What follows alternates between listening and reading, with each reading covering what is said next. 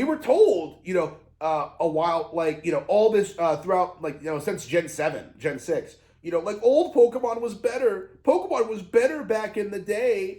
And, here we go. Old Pokemon game. People should be excited. And instead, what we get is senseless bitching, bitching that isn't going to get the community anywhere. And I do think this is like a pretty straightforward example of just how the anti-Nintendo discourse is just completely fucked. Because if you try and say this is like an old game and not worth getting excited about, you're just going to set the stage for Gen 10's inevitable reveal this week.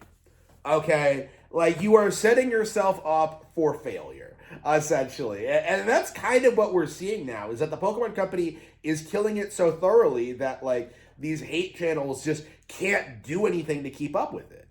You know what I mean? Like, and this is like the reoccurring trend lately, I feel like. It's just, if we don't have anything else to complain about, we're just going to complain about the price point.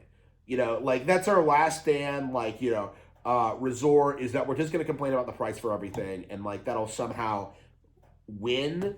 But, like, what, you're complaining about a game that costs $20. Okay, you're complaining about 20 fucking dollars. Like, you can see on Twitter just how many people are, like, just kind of, like, clowning on them for this. I've seen so many images of guys shoving, like, $20 bills into their Nintendo Switches and stuff like that.